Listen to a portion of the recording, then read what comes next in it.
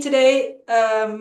Steve had to deal with something with his kids, so you gotta do it with just me.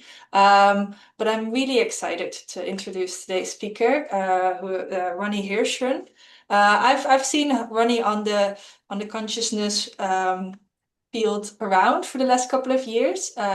She has done her bachelor's on a combination of computer science and psychology. And after that, she did a computational neuroscience master's, and both of these were in the Segal School of Neuroscience. And after that, she went on to do her PhD with Liad Mudrik, where she was also involved in the really big adversarial collaboration Cogitate. And she's worked on lots of very interesting research on consciousness. And I know her personal interest is mostly in the richness debate. So how rich is our perceptual experience really? And she has some really interesting and amazing ideas on that.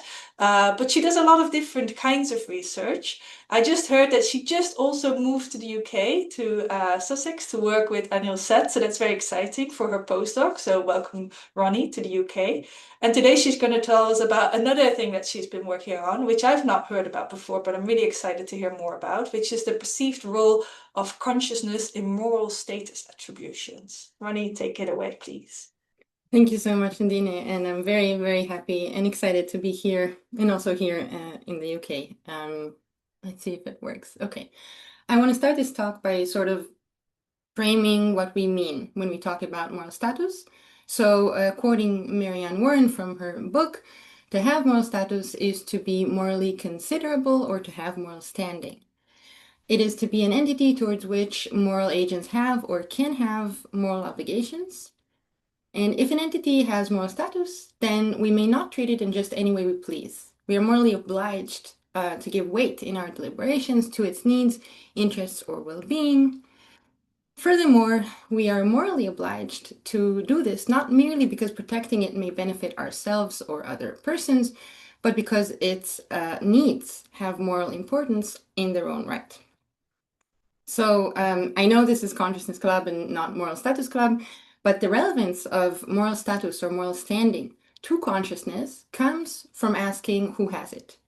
Because many times the answer to this question appeals to whoever is considered to be conscious. And this is very obvious if we look at the recent debates about the rights and welfare of various entities. If we take artificial intelligence systems, and more specifically large language models as an example, maybe the most famous case is of Blake Lemoine, who was an engineer in Google's Responsible AI organization. And in 2022, he was put on administrative leave for saying that because he thought Lambda was sentient, we should ask for its consent before experimenting on it. And this fed into a wave of both public and institutional concern about AI ethics more generally, with multiple hearings in 2023 in the US Senate about principles for AI regulation, for example. But also interestingly, with moves such as the one made by the company Anthropic in 2024, who hired Kyle Fish to be its AI welfare researcher. And as an AI welfare researcher, his job is to evaluate whether large language models like Anthropic's Claude have moral status. And what's interesting is that the way he's doing that is by estimating the probability that the large language model is conscious. If you move from AI to non-human animals, a notable example is the Animal Welfare Sentience Act of 2022, which is a UK law recognizing that animals are sentient beings. And because of this law, there is now an Animal Sentience Committee examining whether new government policies affect animal welfare. Another example is the New York Declaration on Animal Consciousness from 2024. And this declaration is more than an update or an expansion of the 2012 Cambridge Declaration of Consciousness, which back then claimed that non-human animals have the capacity to be conscious as well. The New York Declaration goes a step further, and that says that when there is a realistic possibility of conscious experience in an animal, it is irresponsible to ignore that possibility in decisions affecting that animal. Another example is Sweden's Animal Welfare Act from 2018, which, based on a governmental bill that recognized animal welfare, this act was made to, animal sentience, sorry, this act was made to ensure their welfare. So it seems like, as a society, when we face the question of who has moral status, who has intrinsic interests that we need to consider, this question often transforms into a question about who is conscious. And we also see this move more and more in consciousness science itself, where progress in the science of consciousness is explicitly tied to the question of the moral status of other beings. And these are just a few of the most recent examples for this line of thought in consciousness research. This assumption that consciousness grounds moral status is commonly referred to as sentientism. As Ryder writes, the capacity for sentiency, for consciousness, should, in whatever entity it arises, guide our moral treatment of it. Sentience can also refer to the capacity for valenced experience, being able to have experiences that are pleasant or unpleasant, or as de Grazia puts it, feelings. And with this interpretation, the strict reading of sentientism is that consciousness itself is not sufficient for moral status, requiring on top of the capacity to have conscious experiences, to also have the capacity for valence ones. So there's a bit of a mix in the literature discussing the relationship between consciousness and moral status, or as Birch puts it, sentience has broader and narrower senses. In a broad sense, it refers to any capacity for conscious experience. Conscious experience here refers to phenomenal consciousness, the idea that there is something it is like to be you. In a narrower sense, it refers specifically to the capacity to have valenced experiences, experiences that feel bad or feel good to the subject, such as experiences of pain and pleasure. I will return to this distinction at a later point in the talk, but regardless of the version used in these discussions, the underlying assumption that consciousness is what grounds moral status has been endorsed and debated in philosophy for centuries, as Lee graciously summarizes for us here. And many times it's explicitly assumed to be a shared assumption. So, both in philosophy and in science, there is a theoretical view that consciousness is required for moral status, leading to the assumption that this is why it's important for consciousness science to determine which entities have it. And overall, this theoretical view is very widespread among philosophers and scientists. Actually, even works that contest this assumption acknowledge how common and widespread it is. Conscious beings are typically held to be significantly more morally valuable than non-conscious, so that establishing whether a being is conscious becomes of critical importance, or which creatures are sentient and which are not. It seems that we must answer this question if we are to know which creatures matter morally, how much they matter, and how we should treat them. Generally, even those who are against the assumption that consciousness grounds moral status admit that it underlies a wide range of work on this topic. Now, these philosophical debates don't only assume that this connection is a consensus just among philosophers. They often appeal to this assumed relationship between consciousness and moral status being generally intuitive to people, with claims such as, many people have the intuition that consciousness is ethically significant. Intuitively, there is a close link between moral status and phenomenal consciousness. Or saying that the thought that consciousness supports the attribution of moral status is intuitive and widespread. And under the assumption that the relationship between consciousness and moral status is intuitive to pretty much everybody, it's not surprising that in the very extensive philosophical debate about moral status, there are many thought experiments, intuition pumps, and appeals to people's common sense, as we see in these examples, which I crammed here, but of course there are many more. And I don't believe that philosophers appeal to public intuitions because they think it will make them more likable. They do it because public intuitions have an epistemic role in moral theorizing. So empirical data about people's attitudes becomes part of the evidence base for justifying moral principles. And on top of their theoretical role, there is further discussion about the role of public attitudes in determining public policy. Now, I want to stress that I mean it descriptively, not normatively. I'm not arguing that pre-theoretical intuitions and attitudes should determine who should have moral status, or that consciousness should be a condition for it. The point is that the assumption that the intuitions about the relationship between consciousness and moral status are widespread does have an effect, because we see it shapes priorities in consciousness research. It shapes which policies get passed, and it shapes which entities we invest our resources protecting. Which is why it's important to test these public attitudes. And indeed, there have been many works over the years that probed people's intuitions about topics related to this question. But there are several limitations to public prior studies that make it difficult for us to understand what are those attitudes towards the relationship between consciousness and moral status in different entities. One limitation is conceptual. Previous studies typically did not distinguish consciousness from other mental capacities, even though those capacities can contribute independently to moral status. Another limitation is about the scope of these works. When examining attitudes towards the mentality or the moral status of other entities, studies typically look only at one single entity or at best a single class of entities. And even though there are notable exceptions, they either still focus on non-human animals, like this study by Bastian and colleagues, or include people, non-human animals, and even a robot, and also a god, like this gray study here, and yeah, the dead woman as well. But this exception is almost 20 years old. So this coverage of entities is more rare in the literature. And the third limitation is concerned with how exactly were people probed when responding to those surveys. Because typically previous studies used one type of questions, for example, attribution questions, attributing specific capacities to certain entities. Or, as we saw before, moral dilemmas or hypothetical scenarios, presenting some vignette, and then asking respondents to make a decision. And each of these types of probing methods has its own advantages and disadvantages, but in both cases, other factors can potentially affect the decision. Both the decision to attribute a specific entity with some property, and of course, the decision in these scenarios.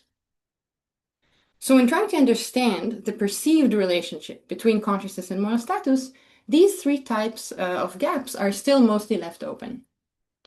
And in the work I'll share with you today, we try to address these by probing consciousness as well as other mental capacities, by presenting a wide range of entities, and by triangulating across three types of questions within the same survey.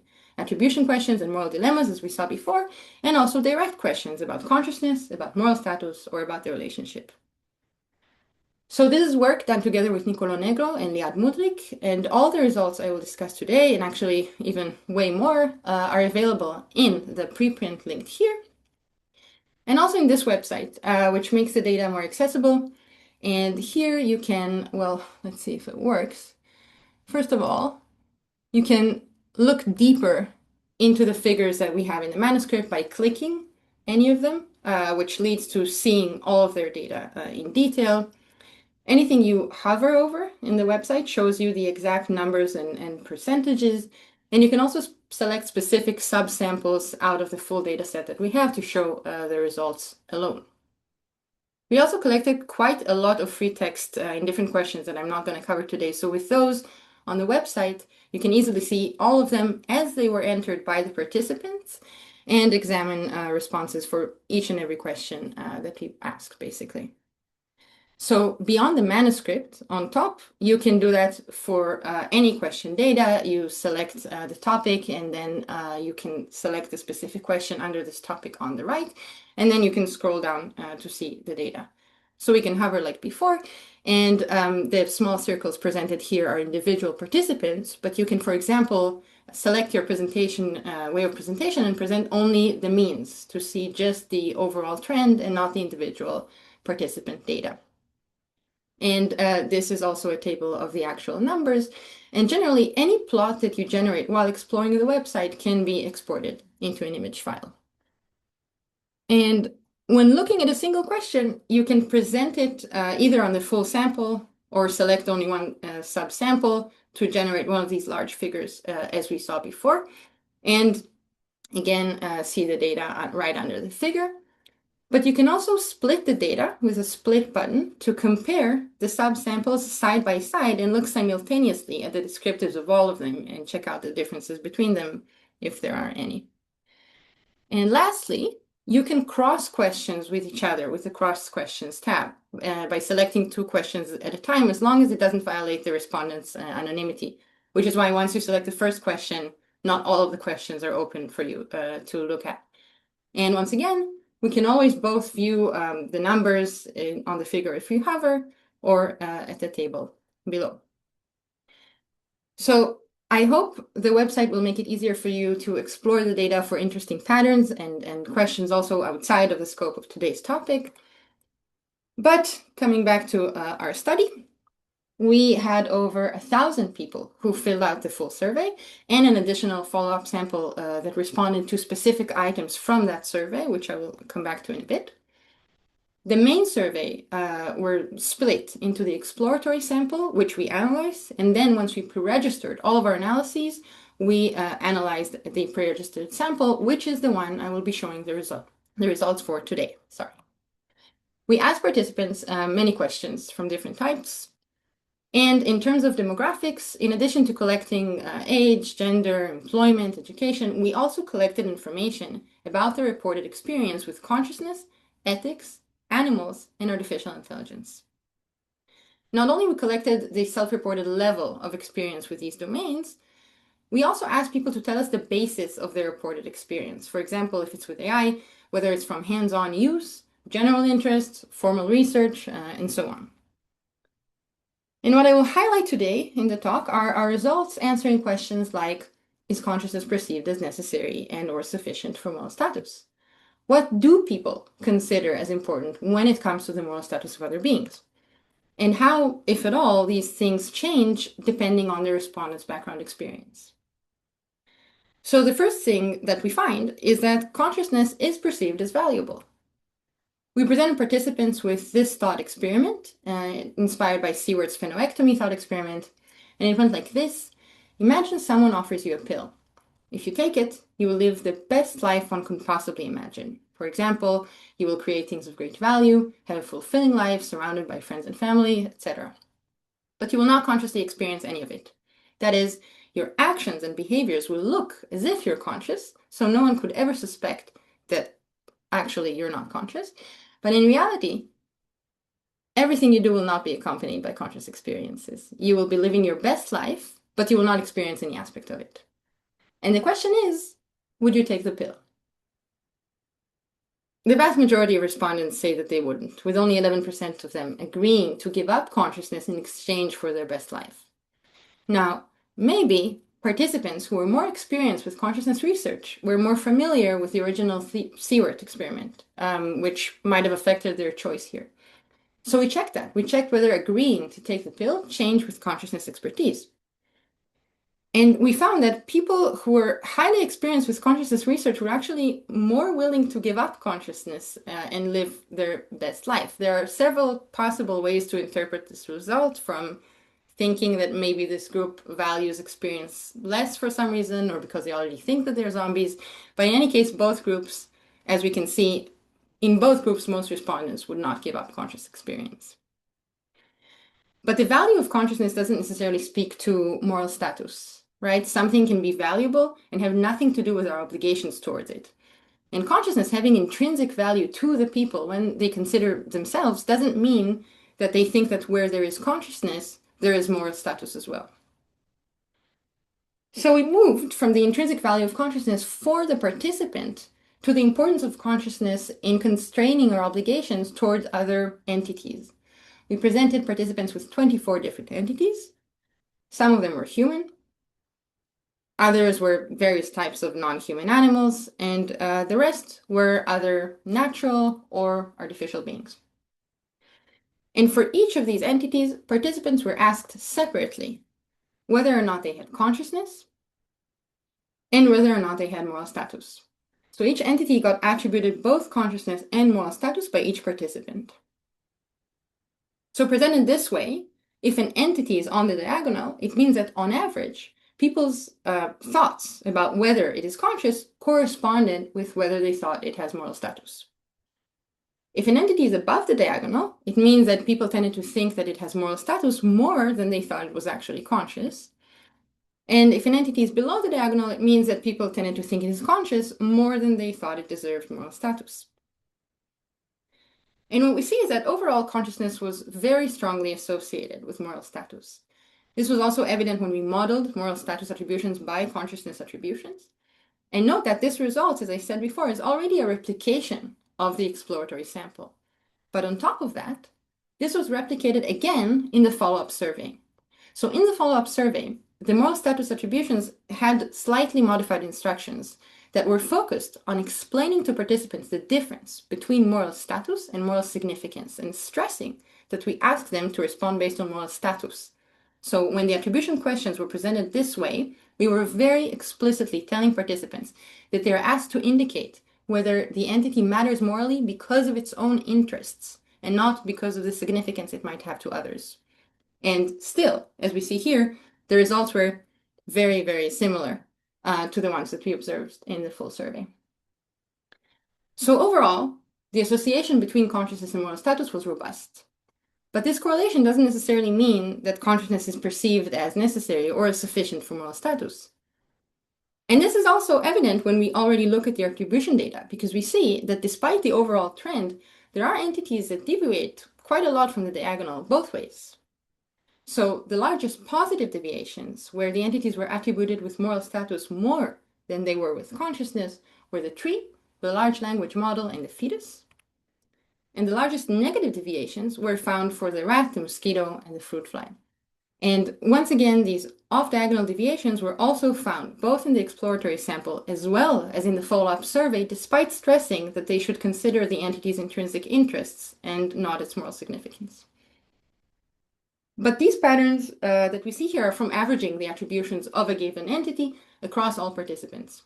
What might be more convincing as demonstrating the dissociation between consciousness and moral status is if we were to show that at the individual level, the same participant said that a given entity does not have consciousness, while at the same time attributing it with moral status, or vice versa. The participant says that an entity is conscious, but does not have moral status. And we have that. If we take, for example, the above diagonal tree, in this graph, the large dot is the average, while the small dots are the individual participants. And here we see 135 people, so about 17%, who attributed it with moral status while not attributing it with consciousness at all.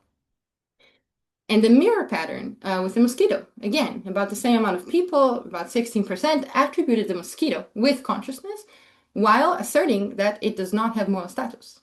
And once again, this was also found in the exploratory sample and notably also in the follow-up experiment.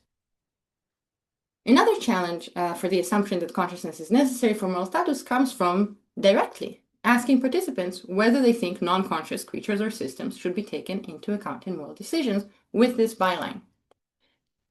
And the responses to this direct question complement the attribution patterns that we just saw, because most participants, also in the follow-up survey, said yes. So consciousness is valuable, and it's important for moral status. But given the direct and the attribution questions, we see that it doesn't provide us with a full picture. So we next examine what other factors might be at play here. Starting with a distinction inspired by Chalmers' philosophical Vulcan thought experiment. There is much more to consciousness than the experience of suffering or happiness, and it's not plausible that these other sorts of consciousness don't matter morally. To make this point, we might think about a more extreme version of the unemotional Vulcan, Mr. Spock from Star Trek. So here we go back to the distinction between consciousness and sentience that I promised earlier. And the argument put forward by Chalmers is to say that it's not valence or sentience in the narrow sense that grounds moral status, it is consciousness. And here's how the argument goes. He invites us to think of a conscious creature that is not sentient, but it does have goals and is clearly able to plan its future and act accordingly. And the question is, when you're faced with a situation in which you can kill the Vulcan to save an hour commute on the way to work, would you do it? And the correct answer is obviously not. So we have three factors at play here. We have consciousness, we have valence, and we also have intentions or goals as another factor. So we took the scenario of choosing to kill another being, but we made it even more extreme, such that instead of getting a mundane reward like saving an hour's commute, we told respondents that this is their only chance to pass a very important test that they are sure they would otherwise fail. And below this instruction, we presented 6 different entities varying from one another on those 3 features. So we had 3 creatures that had only one of the characteristics while lacking the other 2, and 3 creatures that had 2 out of the 3 at a time. And we see the results here. Note that I discounted in a more muted shade the respondents who answered that they would either kill all the entities in light gray on the right, or those who, across all the scenarios, chose not to kill any entity in light red on the left. And descriptively, we see, for example, that generally most participants would not kill entities that had two features at a time, and this is not the same for entities that only had one feature. Now, because about a third of the respondents overall were effectively insensitive to our manipulation, agreeing to kill or refusing to kill all entities, when modeling the decision to kill an entity as a function of those three features, we considered only those who were sensitive to the manipulation.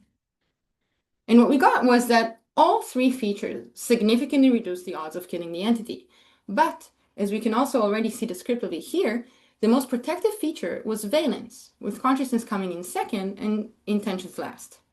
Meaning, across entities, those that had valence were tended to be killed less overall than those that had consciousness or that had intentions. But these are responses to a scenario talking about a hypothetical creature. Maybe participants' willingness to eliminate an entity has more to do with how plausible they think this creature even is than anything else. And this is one of the strengths of triangulating different types of questions within the same survey. Because in a different block of questions, we directly ask them whether they think entities could exist with one characteristic while not having the other. So based on that, what we did for each participant, we inferred the conceivability of each entity in every scenario and asked whether conceivability is somehow associated with the willingness to kill the entity in order to pass the test. And with that, we did not find evidence that the conceivability of the entity was associated with the willingness to eliminate it. So the Vulcan was indeed mostly spared, but valence had an overall stronger effect on participants' decision here. But which other mental factors do people consider as important for moral status apart from these three? We presented respondents with 7 different mental capacities, as shown here, and we asked them to choose the one they thought were important for moral considerations, and then we pushed them to choose only one which they thought was the most important. And these are the results. So the full height of the bar represents choosing this capacity is important when you can select as many features as you want. And the full opacity part of each bar denotes a proportion of people who selected this feature as the most important feature when they were pushed to select only one. And what we see here is how our 3 features from the dilemma before are doing, this time when directly asked about their importance. And we see a similar picture, with valence again being very impactful given participants' responses, being second only to self-awareness. Sensory experiences and planning and goals are less prioritized, coming only after thinking. And the well-known conception of phenomenal consciousness being something it is like to be that creature or that system was really low, and as the most important feature even lower. And we can think that maybe people who are highly experienced with consciousness research are more familiar with this definition, so they might prioritize it differently based on their knowledge. When we tested this, selecting something it is like to be that creature system as the most important feature was not affected by participants' experience with consciousness research. So even those who were more likely to be familiar with this definition did not prioritize it. In the follow-up survey, where we stressed moral status being about intrinsic interests and not about significance, and that the features should be considered important for moral status, phenomenal consciousness was doing a bit better, passing both language and having goals, but it's still after the rest, which has very similar proportions, with self-awareness still in the lead, then valence, thinking, and sensory fourth. So we see other mental factors like self-awareness, like valence, that are perceived as important for moral status. But both the test dilemma and the direct feature ranking question presented mental features in somewhat isolated manner. So we wanted to probe how participants make moral trade-offs in a more complex scenario where multiple factors come into play simultaneously. So we presented another hypothetical scenario that is inspired by Harding's lifeboat ethics, an idea that when you face 2 beings that are in some sort of danger, but you have, for example, a lifeboat with limited capacity, you need to choose who to save, given the limited resources that you have and the fact that you can't save everyone. So here's how it went in our survey. We presented people with a moral dilemma where Earth is in danger, and they were forced to choose one entity they would save between 2 options.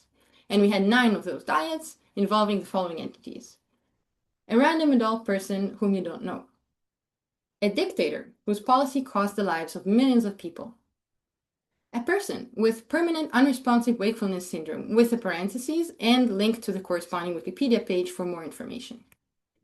A random dog, your pet. A conscious fruit fly, asking participants to consider a case where it is possible to have fruit flies that are definitely conscious. And an AI system that can converse and tells you that it is conscious, linking to the Wikipedia page about large language models. And then we can look at the respondents' preferences, with each dyad being a row and each side representing the preference of saving one of the entities. And if we look at participants' choices across these scenarios, we start to see some interesting patterns. The first thing to note is what happens when an entity is pitted against the random person versus against the dictator.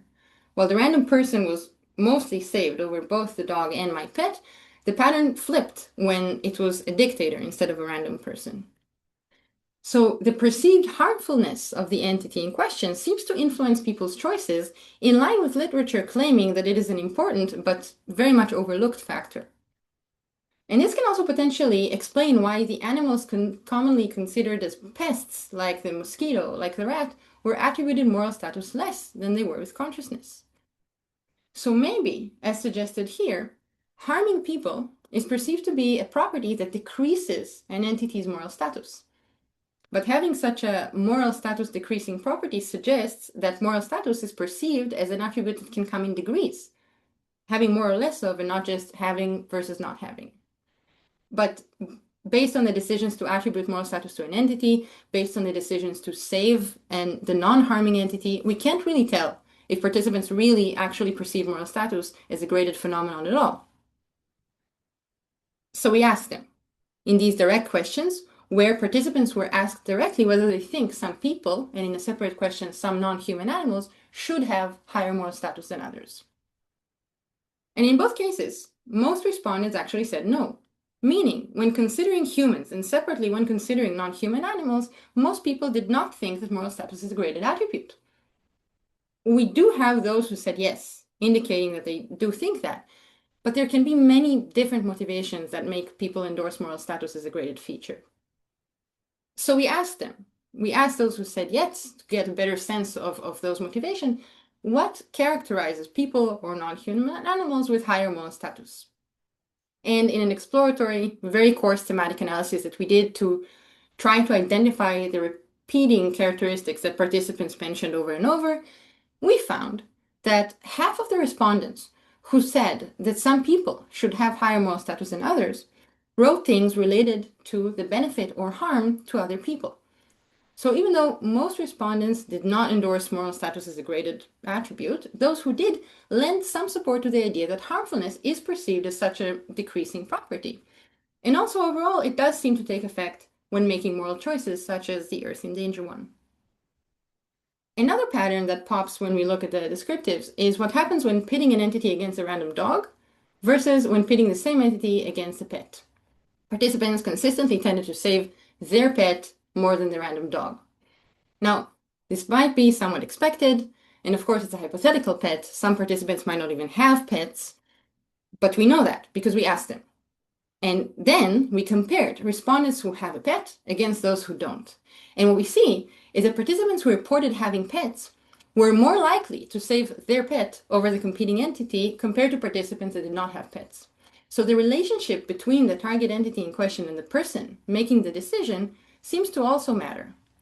So beyond the mental properties respondents attribute the target entities with, the moral choices here seem to reflect not only the features of the entity itself, but also the perspective of the participant making the judgment. And actually, when we focused on the decision maker and try to cluster participants into groups only based on their saving decisions in these 9 dyads, we saw 2 clusters. One group of participants seemed to have a stronger preference for saving the human over the competing entity, and the other choices seemed to be more context dependent in the second cluster. And interestingly, we could classify the cluster a participant belonged to based on their combined reported experience levels with AI, consciousness, ethics, and animals, with different experience types having the same weight in terms of contributing to the classification decision. And this extends previous findings and works calling explicitly to consider the role of the judge and the judge's attributes when considering the moral status that is given to a target entity. So to summarize the main findings that I showed today, consciousness is perceived as intrinsically valuable and also is highly associated with attributions of moral status. But it doesn't mean that it's perceived as necessary nor sufficient for it. And other mental faculties of the entity itself, things like self-awareness or valence, seem to have an impact too. But beyond the entity itself, the person making the judgment is very influential when it comes to the outcome of moral decisions. And that's it. That's all the slides I have to show. Thanks, Rony. That was great. Let's unmute and give Rony a round of applause. Thank you so much. Amazing. Great work. I'm going to stop the recording so that we can get on with questions.